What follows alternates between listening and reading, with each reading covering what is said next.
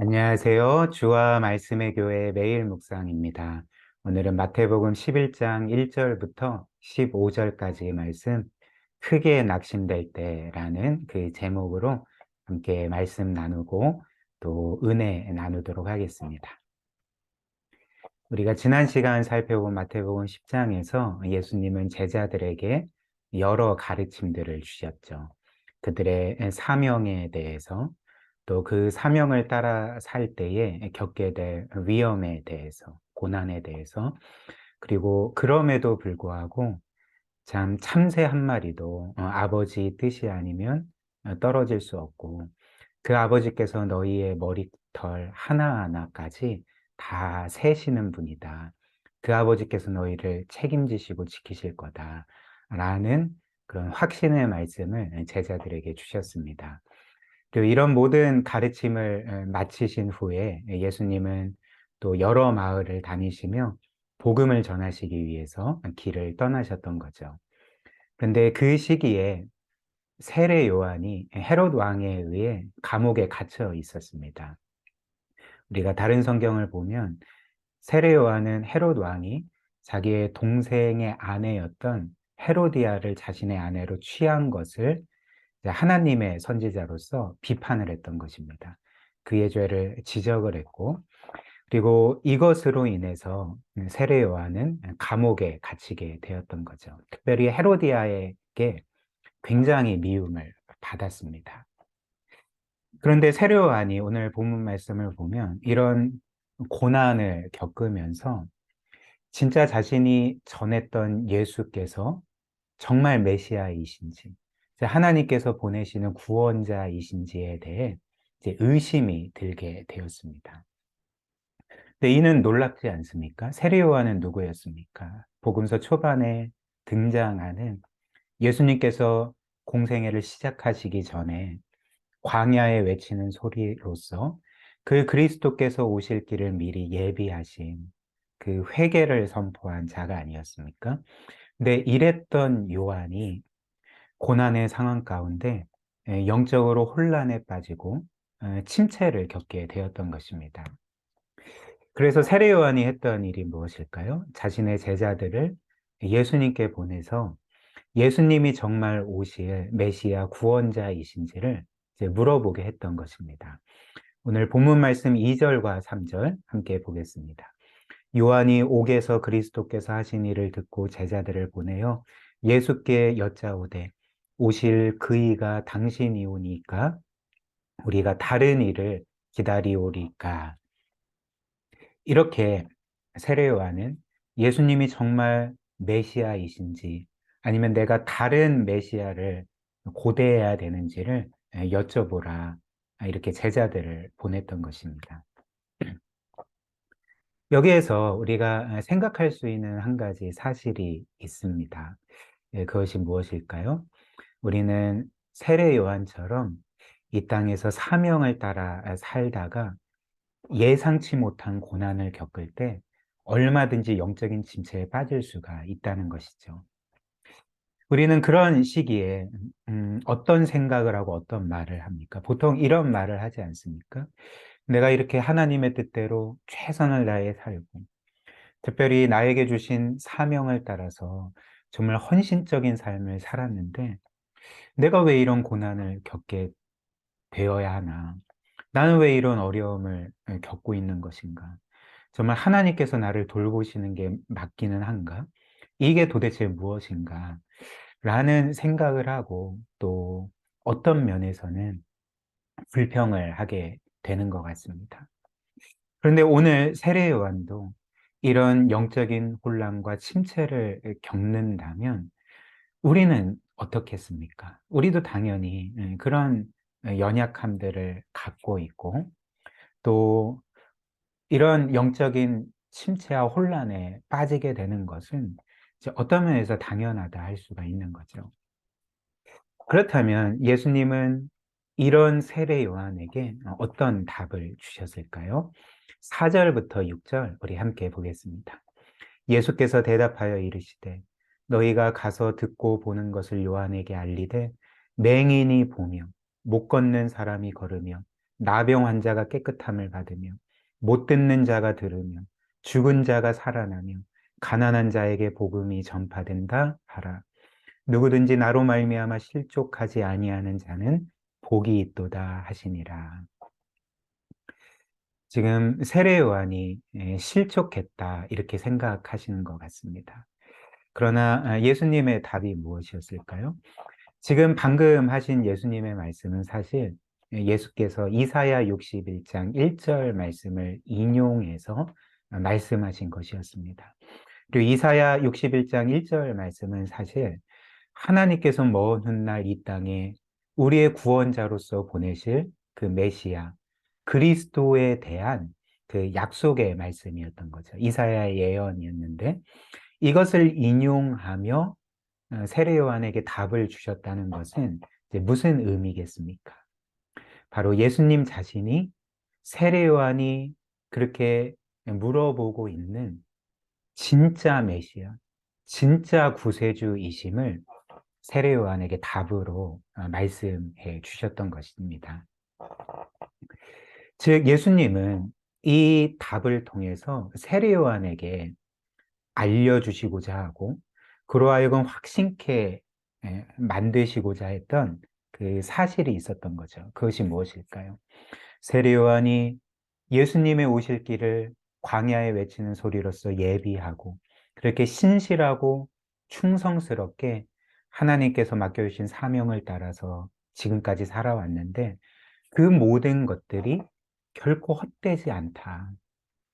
너가 광야에 외치는 소리로서 그렇게 예비했던 모든 것들이 진짜 메시아가 오실 길을 예비했던 것이고 그렇기 때문에 너의 모든 것은 헛되지 않고 너는 오히려 그 영광의 주를 예비한 그 하나님의 신실한 사역자다.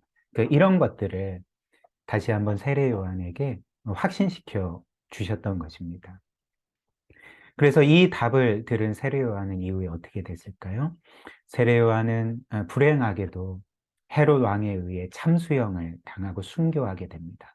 그러나 그럼에도 불구하고 세례 요한은 아마도 확실하게 믿음 안에서 그렇게 영광스럽게 끝까지 충성하며 순교를 했을 것입니다.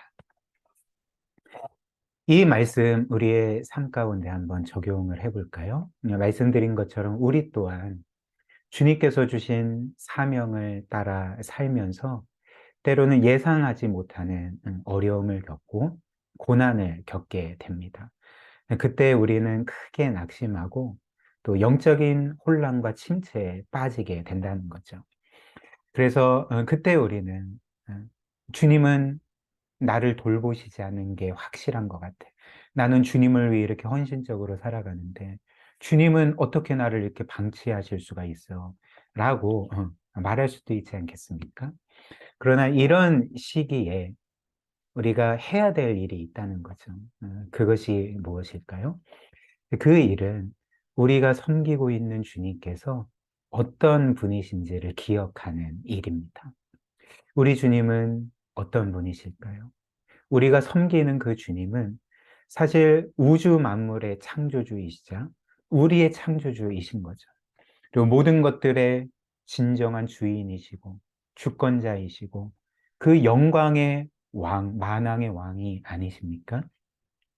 무엇보다 주님은 죄와 허물로 인해서 영원히 죽어야 되고 영원히 심판받아야 하는 우리를 자신의 생명을 다하기까지 구원하신 구세주 아니십니까? 근데 이 영광의 주님께서 우리를 구원하셨을 뿐만 아니라 자격 없는 우리를 이제 그분을 섬기는 자들로, 그분을 전하는 자들로 세워주셨던 거죠. 이것 자체가 우리에게 한없는 영광이 아니겠습니까? 그리고 주님께서 우리를 불러주신 이 은혜와 영광을 우리가 정말 안다면 우리는 처음부터 주님께 무엇을 바라고 그분을 섬기는 것이 결코 아닐 것입니다. 마치 주님께서 우리가 그분을 섬긴 일에 대해 뭔가 빚지신 것처럼 그래서 우리가 행한 일에 따라서 우리가 원하는 것을 그분이 반드시 주셔야 하는 것처럼 우리는 그렇게 생각할 수 없다는 거죠. 도리어 우리는 하나님께서 이미 우리에게 주신 모든 것, 모든 은혜로 인해서 이미 영원히 충족한 사람들 아닙니까? 즉, 성부께서는 우리를 위해 자신의 외아들까지 주시고, 성자께서는 우리를 위해 자신의 생명까지 내어주셨고, 그리고 우리는 이렇게 삼위 하나님의 무한한 그 사랑을 영원토록 받는 자들이 됐는데, 그 그리스도 안에서 그 영원한 나라의 모든 것을 유업으로 잇는 자들이 됐는데, 우리가 그 이상 무엇을 더 바랄 수가 있겠습니까? 그러나 주님께서는 내 은혜가 이렇게 너한테 충분하니까, 너에게 족하니 이제 나에게는 더 이상 아무것도 바라지 마라. 이제 너는 나를 위해서만 살아야 되고, 내가 너에게 그것에 대해서 뭔가 줄 것처럼 생각하지 마라. 이제 이렇게 말씀하시지는 않는 거죠. 주님께서는 우리에게 이런 무한하고 영원한 영광과 복, 이 특권을 주셨을 뿐만 아니라, 그분을 섬기게 하셨을 뿐만 아니라 그 섬김에 대해서 이렇게 분명히 약속을 하셨던 것입니다. 마태복음 28장 19절 20절입니다. 그러므로 너희는 가서 모든 민족을 제자로 삼아 아버지와 아들과 성령의 이름으로 세례를 베풀고 내가 너희에게 분부한 모든 것을 가르쳐 지키게 하라. 볼지어다 내가 세상 끝날까지 너희와 항상 함께 있으리라 하시니라. 우리는 주의 뜻대로 살아가는 동안 어려움을 겪고 고난을 겪고 또 크게 낙심될 때 마치 하나님께 내던져진 것처럼, 내버려진 것처럼 그렇게 생각될 때가 많이 있지만, 그러나 주님의 약속은 무엇입니까? 우리가 주를 위해 살아갈 때 내가 세상 끝날까지 너희와 항상 함께 있을 거다. 즉, 우리가 참 고난의 상황 가운데 힘겨워하고 고통스러워하고 크게 낙심하는 그 순간에도 주님은 우리와 여전히 함께 하신다는 것입니다. 우리의 모든 것들을 여전히 책임지고 계신다는 것입니다. 또 우리에게 일어나는 모든 것들을 주관하고 계시다. 분명히 말씀하고 계시는 거죠.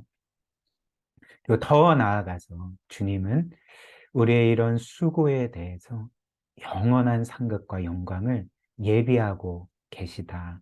분명히 우리에게 약속하고 계시지 않습니까?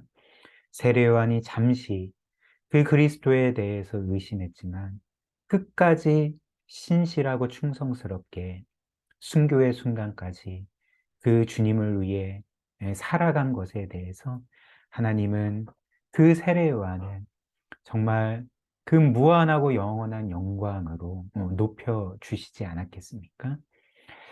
이런 그 상급과 영광을 그분을 위해 신실하게 살아간 모든 성도에게도 주신다.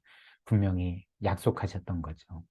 이를 우리가 굳게 믿고 늘 기억하며 주의 일에 더욱더 힘쓰는 저와 여러분들이 되시면 좋겠습니다. 이렇게 주님의 이름으로 축복합니다.